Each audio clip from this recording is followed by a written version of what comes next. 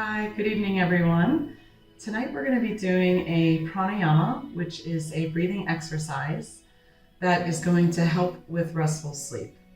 So as we know in our society, a lot of us have difficulty falling asleep, staying asleep, and there are yoga poses and yoga exercises, specifically the combination of this one tonight, that can really help you wind down and hopefully help you get a better night's sleep. It's not necessary to have a yoga mat, but if you would like to have one, you can. But basically, you only need to be close to a wall in your home that has some open space, and a folded blanket that is about this thickness might be necessary, and it may not. I'm going to show a modification that we're going to have for the neck region if need be. So we'll be doing a pose called Viparita Karani, which is legs up a wall. And so it is a modified version of shoulder stand. And this is a very simple, relaxing pose that most people can do, any sort of body size, type, age. So it's just a wonderful all-around inversion pose. So to begin, you want to bring your gluteal muscles as close to the wall as possible. So begin by kind of easing ourselves down, scooching in. It's sort of a sideward angle. It may feel a little weird at first. To do something you haven't done, you're going to extend the arms out.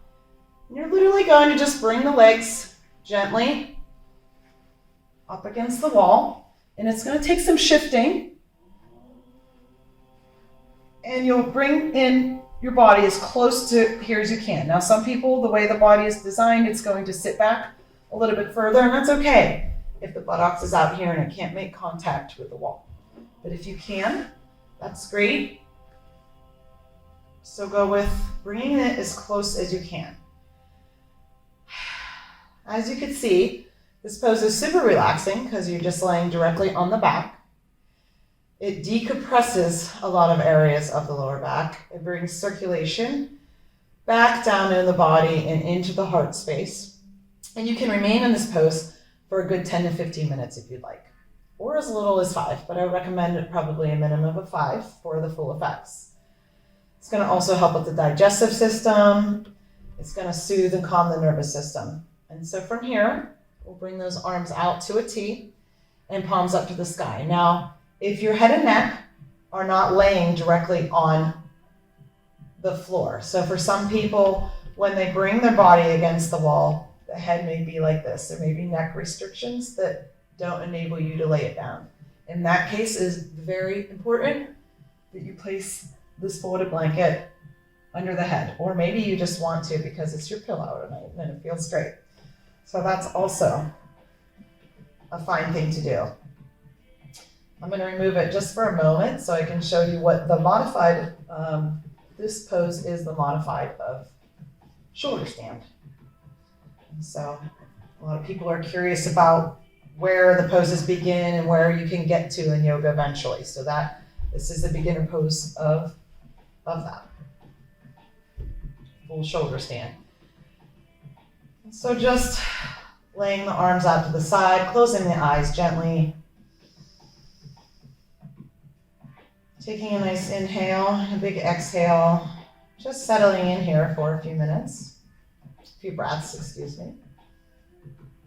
We are going to settle in for a few minutes, but just settling in for a few breaths with our natural breath at first.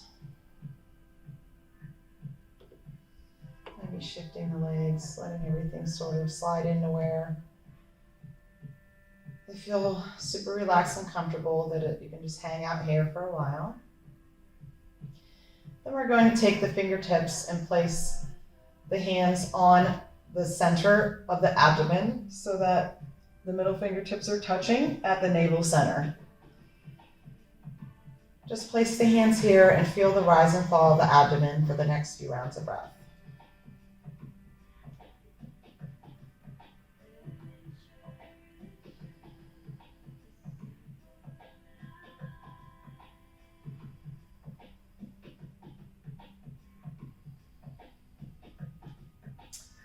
From there, we want to bring the hands around the rib cage, Okay, and so you want to try to fully encompass your rib cage.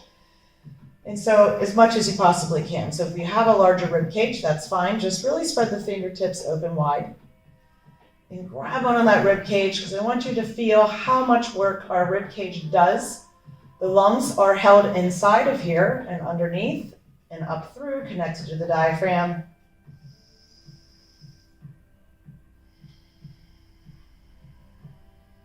Inhale and exhale strongly here for a couple rounds of breath.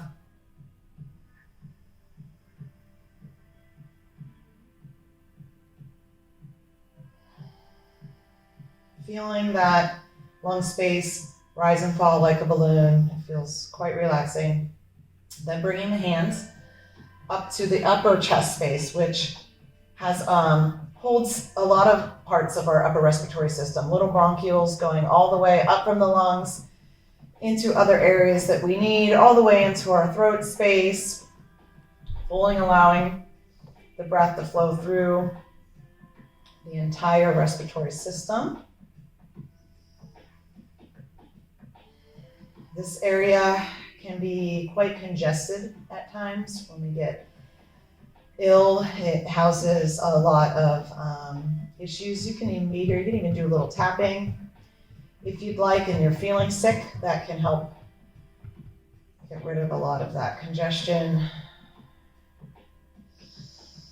But just taking a few breaths here to feel how it feels to breathe into that top chest space.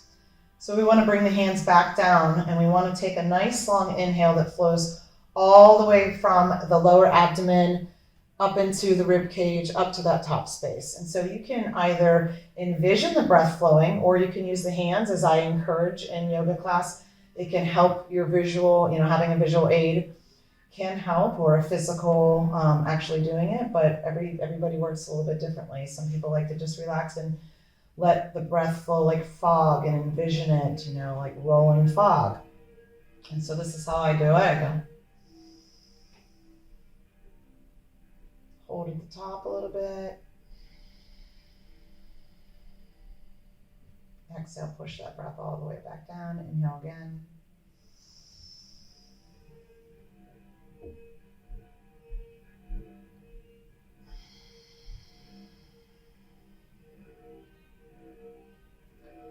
So you flow through a couple rounds of breath, like so.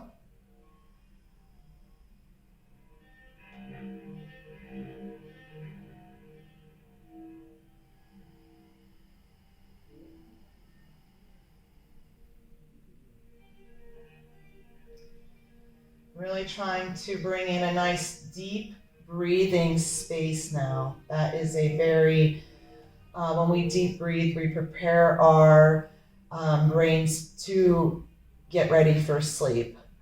So from here, we're going to go into the full part yogic breathing. So I'm doing full yogic breath.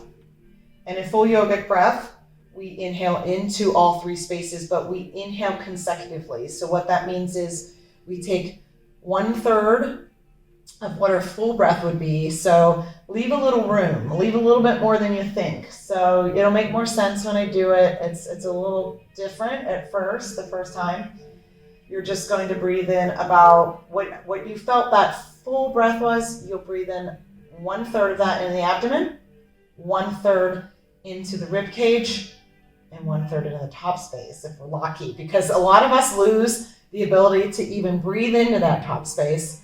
And so we want to work on just the 2 parts if we can't get to the 3rd, and that's no big deal. So together we'll do inhale.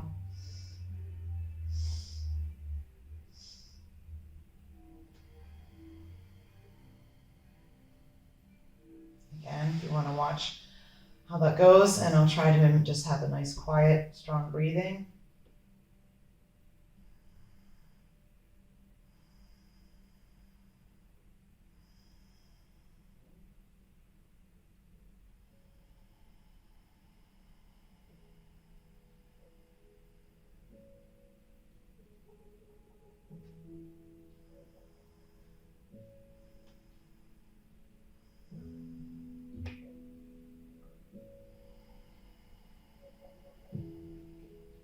And you'll work on continuing this inhaling without an exhale, which we aren't used to, what it does is increase the capacity for how much air we can bring in.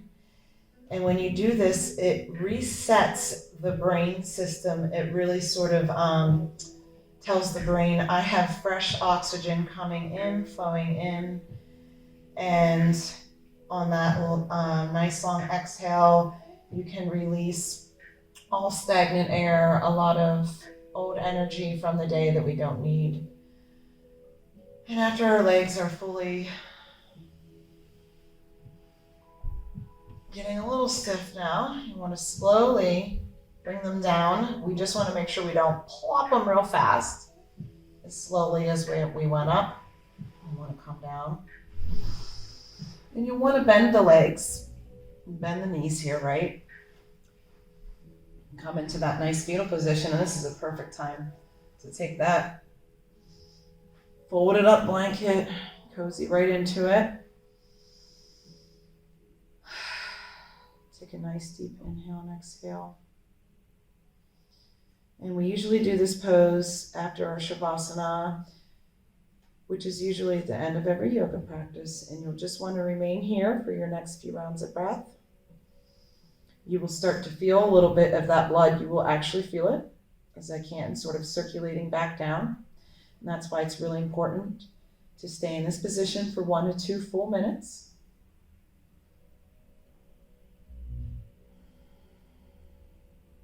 And so once you've done that,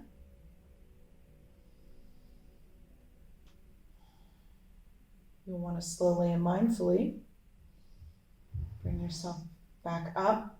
And if you are doing this close to your bed or even in your bed, some people have the beds close to a wall. So that's a great way to even ease in literally into bed.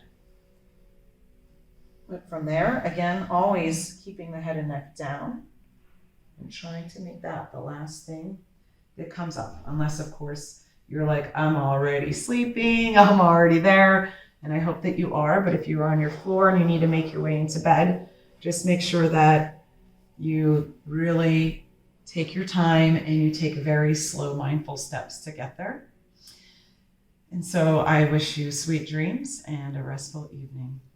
Namaste.